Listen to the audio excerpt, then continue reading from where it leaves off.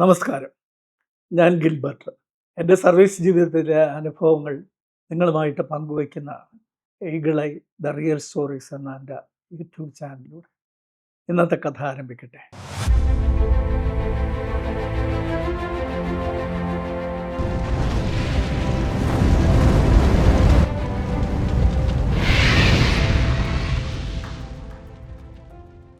ശാസ്താംകോട്ട കൊച്ചാഞ്ഞിലിമൂട് എന്ന സ്ഥലത്ത് രാവിലെ 4 വയസ്സുള്ള സൂരജ് എന്ന കുട്ടി കട്ടിലിൽ മരിച്ചു കിടക്കുന്ന നിലയിൽ കാണപ്പെട്ടു എന്ന് ഈ കുട്ടിയുടെ അമ്മയുടെ സഹോദരൻ സ്റ്റേഷനിൽ വന്ന് മൊഴി നൽകി. അയാൾ പറഞ്ഞത് സാധാരണഗതിയിൽ ഈ 2 കുട്ടികൾ 2 മക്കളുണ്ട്. ദിയ എന്ന് പറഞ്ഞ സൂരജിൻ്റെ മൂത്ത കുട്ടിയും 2 പേരുമായിട്ട് മുത്തശ്ശിയുടെ മുറിയിലാണ് സാധാരണ കിടക്കാറുള്ളത്. അപ്പോൾ ഇന്നലെ വാശി പിടിച്ച് അമ്മയോടൊപ്പം കിടക്കണമെന്ന് പറഞ്ഞ് അമ്മയുടെ മുറിയിൽ വന്ന് കിടന്നതാണ്. ഇന്ന് രാവിലെ നോക്കിയപ്പോഴാണ് കട്ടിൽ നിന്ന് താഴെ വീണ് പിന്നെ അതിന് ശേഷം ചലനമില്ലാതെ കിടക്കുന്നു എന്ന് പറഞ്ഞാണ് ഞാൻ വീട്ടിലുള്ളവർ പറഞ്ഞു കേട്ടത്. അയാളുടെ മൊഴി രേഖപ്പെടുത്തി ഒരു FIR രജിസ്റ്റർ ചെയ്തു.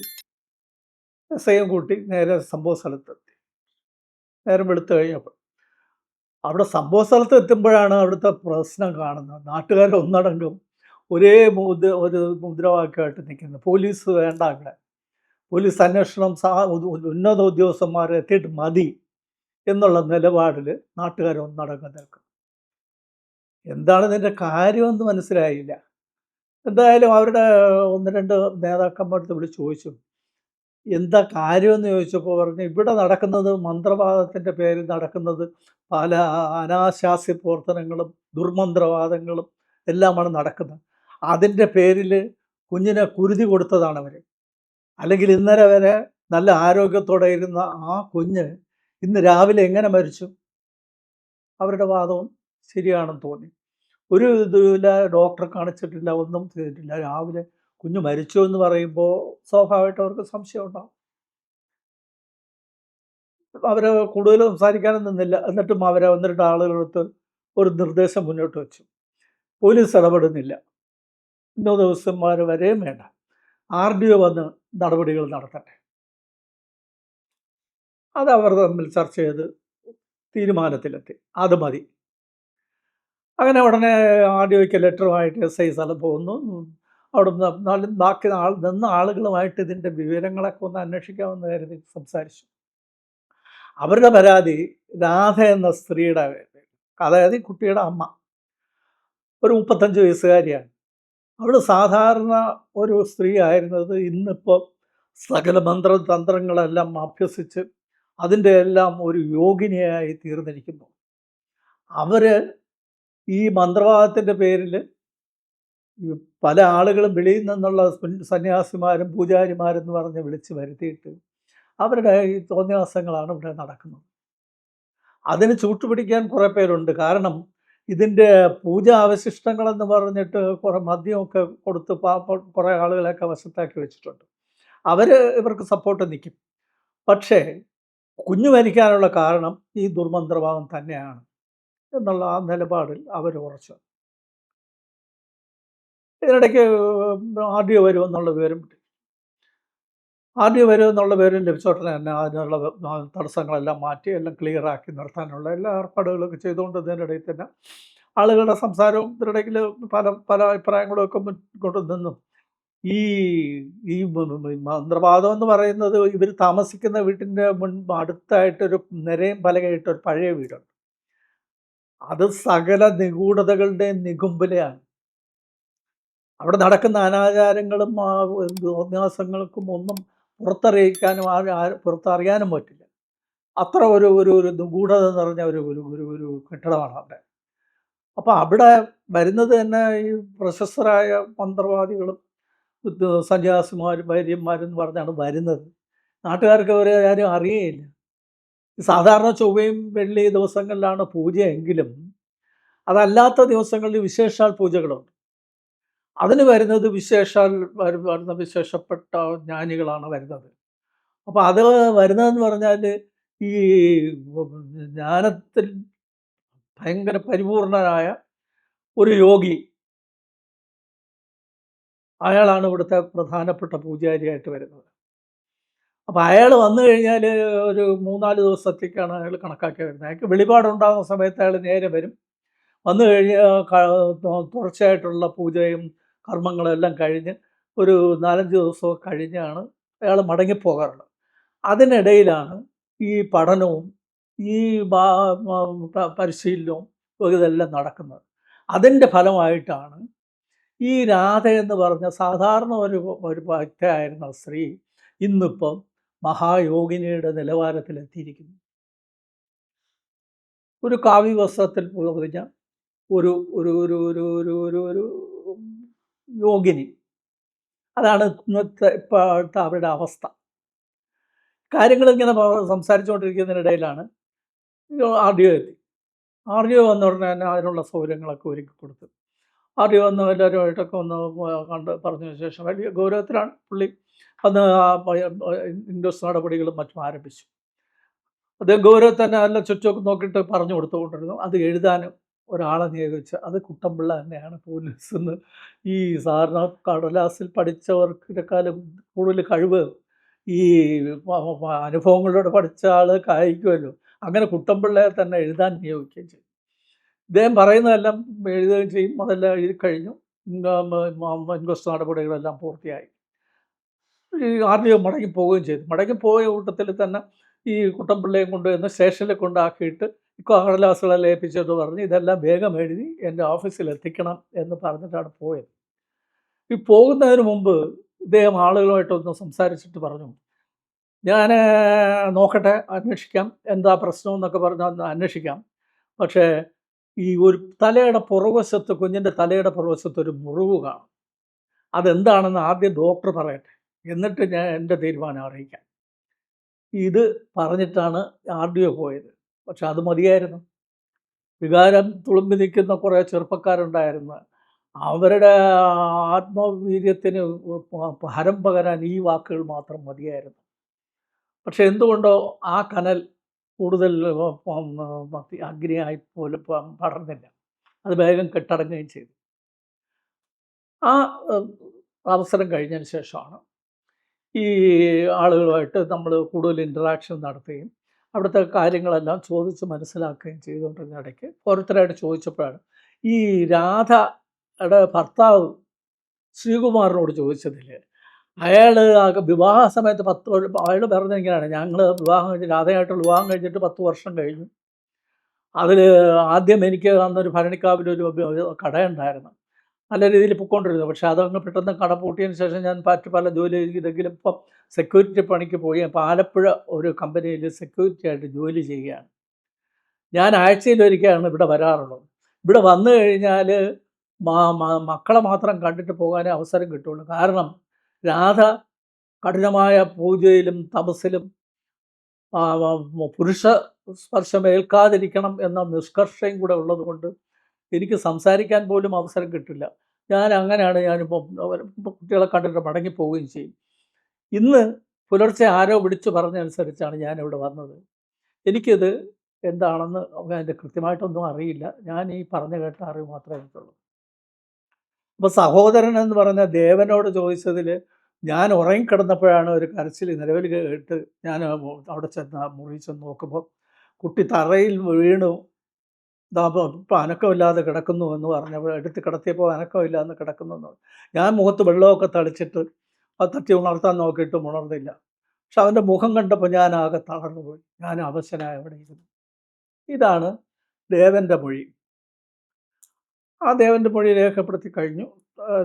ഇതെല്ലാം കഴിഞ്ഞതിന് ശേഷമാണ് ബാക്കി അന്വേഷണങ്ങൾക്ക് വേണ്ടി നടത്തുന്ന കൂട്ടത്തിൽ ആളുകൾ ചെറുതായിട്ട് പറഞ്ഞു തുടങ്ങി, ഇതെന്താ ഇത് 2 ദിവസമായിട്ടും ഒരു തീരുമാനമാകുന്നില്ലല്ലോ എന്നുള്ള ഒരു മുറുമുറുപ്പുകളൊക്കെ തുടങ്ങി.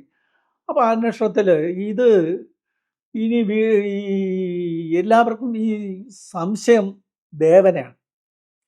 കാരണം ഇവന് നേരത്തെ കഠിനമായ തപസ്സനുഷ്ഠിക്കുന്നു. ഇതിൻ്റെ എല്ലാം പരികർമ്മിയായിട്ട് നിൽക്കുന്നത്, പൂജയ്ക്കെല്ലാം പരികർമ്മിയായിട്ട് നിൽക്കുന്നത് ഈ ദേവനാണ്. അവനാകട്ടെ നാട്ടുകാരൊരു പേരിട്ടിട്ടുണ്ട് അവന് കഞ്ചാവെന്നാണ്.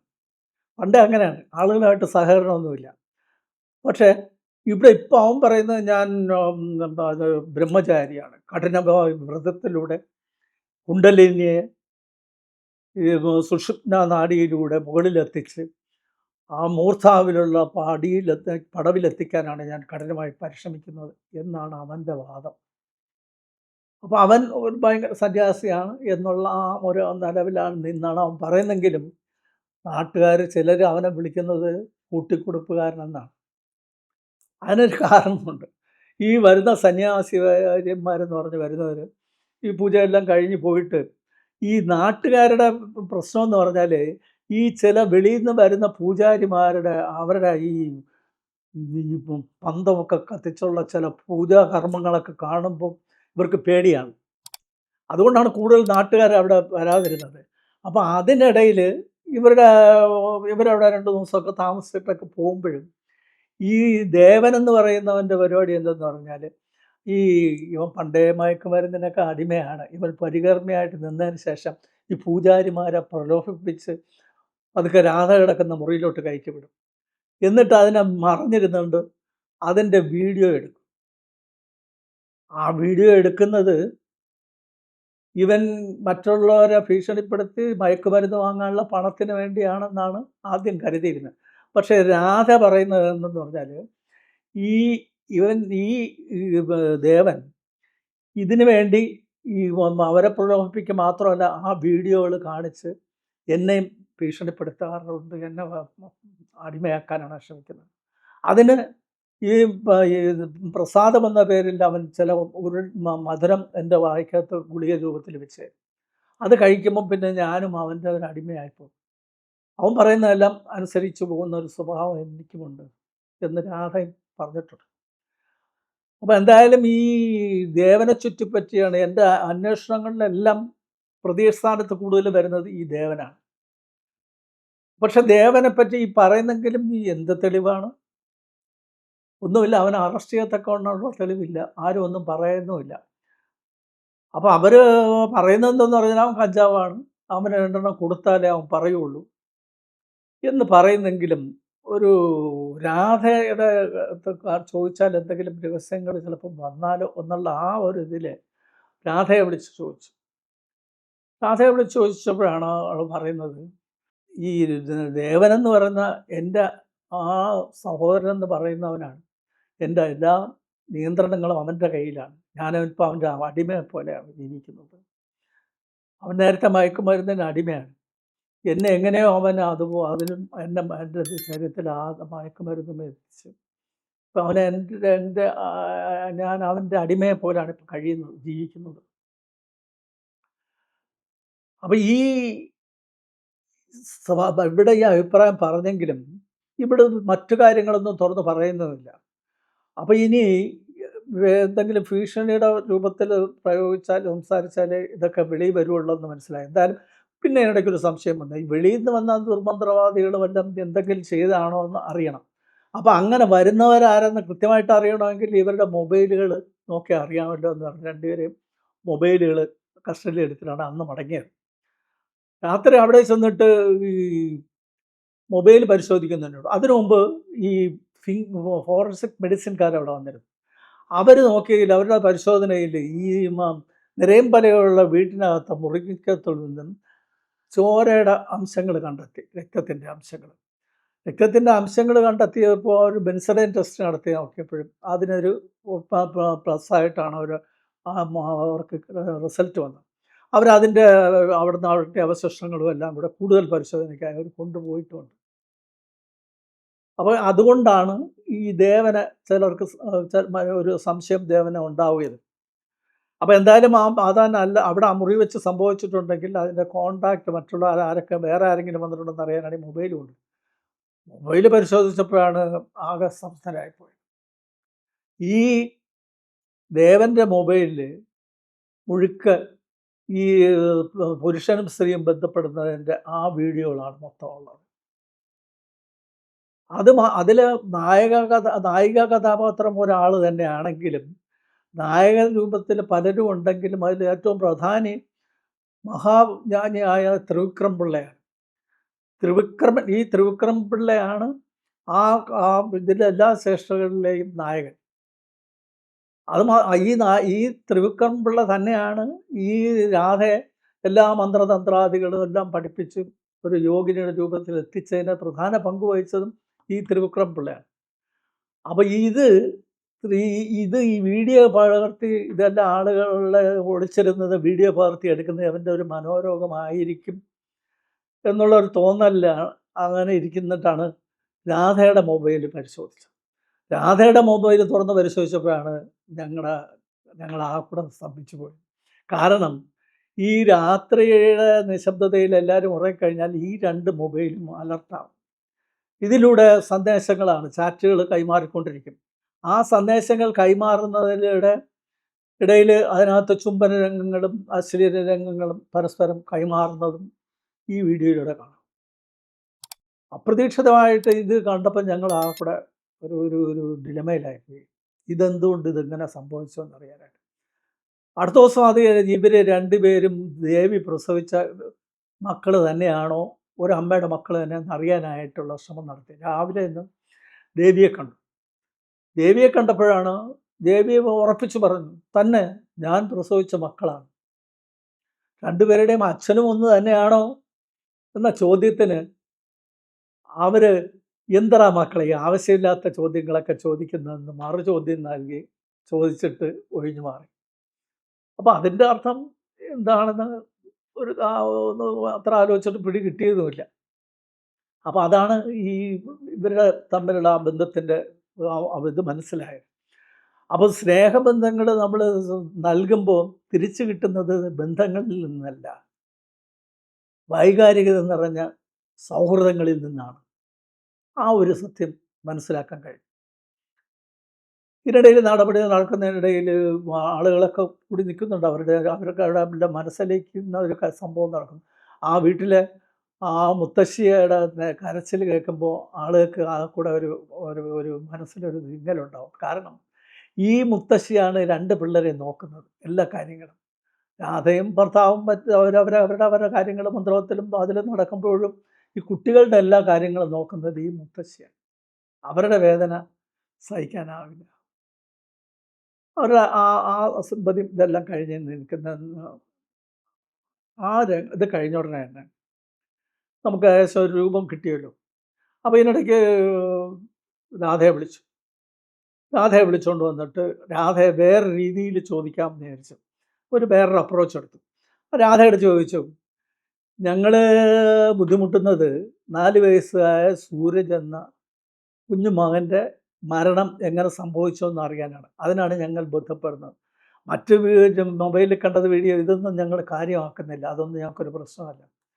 പക്ഷേ ഞങ്ങൾ ഈ ബുദ്ധിമുട്ടിയിട്ട് പോലും പ്രസവിച്ച അമ്മ സ്വന്തം കൺമുൻപിൽ വെച്ച് സ്വന്തം കുഞ്ഞിനെ ക്രൂരമായി കൊല ചെയ്തത് കണ്ടിട്ടും ആ മാതൃഹൃദയത്തിൽ ഒരു തരി പോലും വേദന ഉളവാക്കുന്നില്ലെങ്കിൽ മാതൃത്വത്തിന് പോലും അപമാനമാണ് ആ സ്ത്രീ. ഞങ്ങൾക്കൊരു തരത്തിലും ആലോചിച്ചിട്ട് പിടി കിട്ടുന്നില്ല. സ്വന്തം കുഞ്ഞിനെ കൺമുൻപിൽ വെച്ച് മറ്റൊരാൾ ക്രൂരമായി കൊല ചെയ്ത് കണ്ടു നിൽക്കുക ഏതമ്മയ്ക്കാണ് കഴിയുക? ഇതിനപ്പുറം പിടിച്ചു നിൽക്കാൻ രാധയ്ക്ക് കഴിഞ്ഞില്ല. രാധ പെട്ടെന്ന് പൊട്ടിപ്പോയി. രാധ പറഞ്ഞു, സാർ ഞാനെല്ലാം പറയാം. എന്നെ ഈ ഗതിയിലാക്കിയത് അവനാണ്. മയക്കുമരുന്നിന് അടിമയാക്കുന്നത് മാത്രമല്ല, അവൻ നേരത്തെ പിടിച്ച് വീഡിയോകൾ കാണിച്ച് എന്നെ പരാജയപ്പെടുത്തുക മാത്രമല്ല, അവൻ വിളിക്കുമ്പോഴെല്ലാം അവൻ്റെ വെളിപ്പുറത്തെത്തണം. രാത്രിയിൽ ഉറങ്ങുമ്പോഴെല്ലാം ഇവൻ്റെ ഈ മൊബൈലിലുള്ള സന്ദേശം കേട്ടിരിക്കുകയും മറുപടി കൊടുക്കുന്നത് മാത്രമല്ല, അവൻ ആവശ്യപ്പെടുന്ന സമയത്ത് അവൻ്റെ മുറിയിലെത്തുകയും ചെയ്യും. അന്ന് രാത്രി എൻ്റെ മോൻ എൻ്റെ അടുത്ത് തന്നെ കിടക്കണമെന്ന് പറഞ്ഞ് വാശി പിടിച്ചു. എന്തിനാണെന്ന് എനിക്ക് മനസ്സിലായില്ല. അവനുമായിട്ട് ഞാൻ കിടക്കുമ്പോഴാണ് രാത്രി 2 മണി കഴിഞ്ഞ സമയത്താണ് അവൻ്റെ നിർദ്ദേശം എത്തിയത്. ഞാൻ ഉണർന്ന് അവിടേക്ക് പോകാൻ തുടങ്ങുമ്പോഴാണ് എൻ്റെ മോൻ എന്നെ കെട്ടിപ്പുണർന്നത്. പിടിവിടില്ല. ഒരുവിധം ഒരുവിധം അവനെ തലോടി ആശ്വസിപ്പിച്ചിട്ട് അവന് ഉറക്കി കിടത്തിയിട്ട് നേരെ ഞാൻ എണീറ്റു.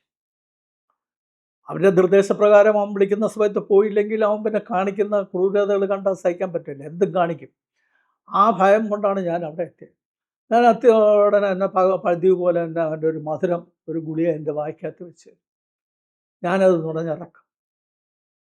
ഞാനൊരു അത് നുണഞ്ഞിറക്കിക്കൊണ്ടുവന്ന് വല്ലാത്ത അവസ്ഥയിലായപ്പം അവൻ എന്നെ ചേർത്ത് പിടിച്ചു. പെട്ടെന്ന് ചേർത്ത് പിടിക്കുന്ന സമയത്താണ് കൺമുൻപിൽ കരഞ്ഞുകൊണ്ട് നിൽക്കുന്നു എൻ്റെ കുഞ്ഞുമോൻ സൂരജ്. ഇവൻ വല്ലാത്ത അവസ്ഥയിലായി. ദേഷ്യം അവൻ്റെ ഇരച്ച് കയറിയ അവൻ കുഞ്ഞിൻ്റെ വയറ്റിലിട്ട് ഒറ്റ തൊഴി.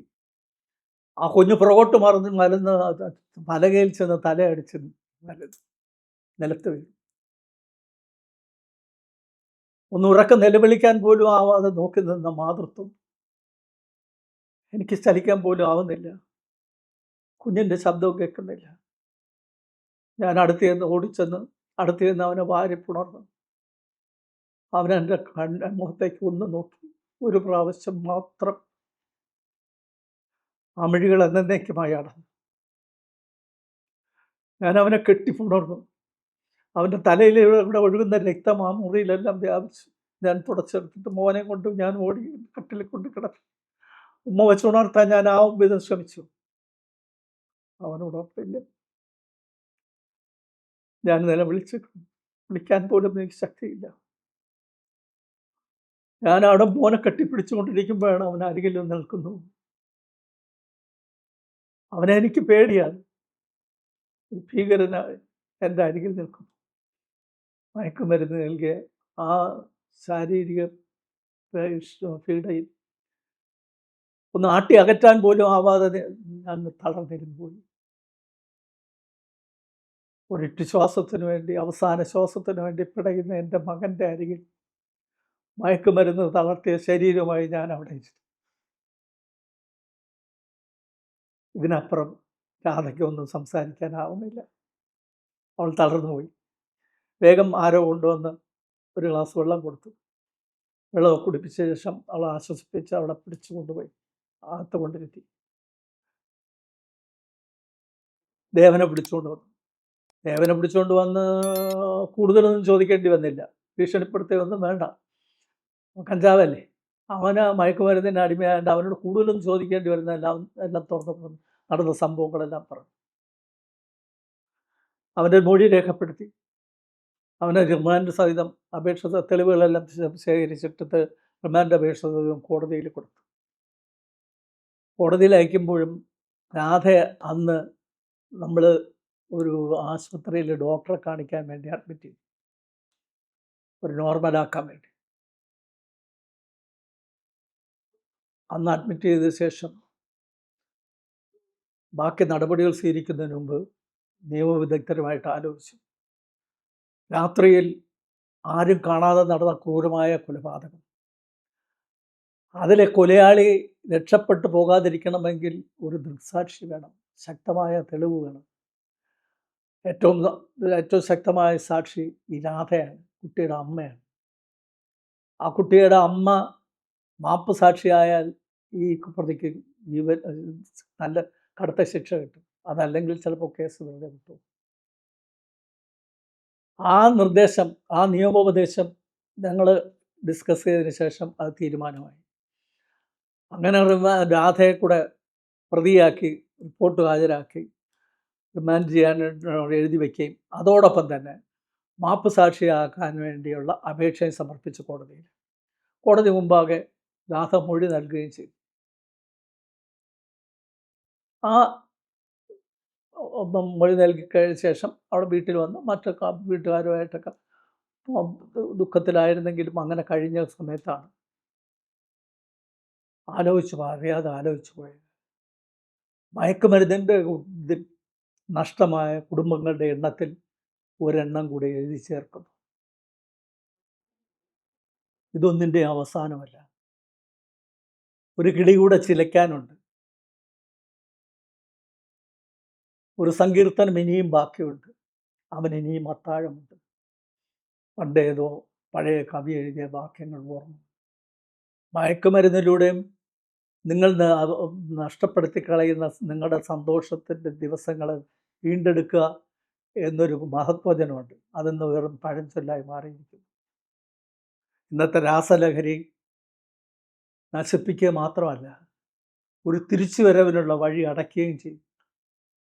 അങ്ങനെ നഷ്ടപ്പെട്ട ഒരു കുടുംബത്തിൻ്റെ കഥ പറഞ്ഞു ഇന്നത്തെ കഥ ഞാൻ അവസാനിപ്പിക്കുന്നു.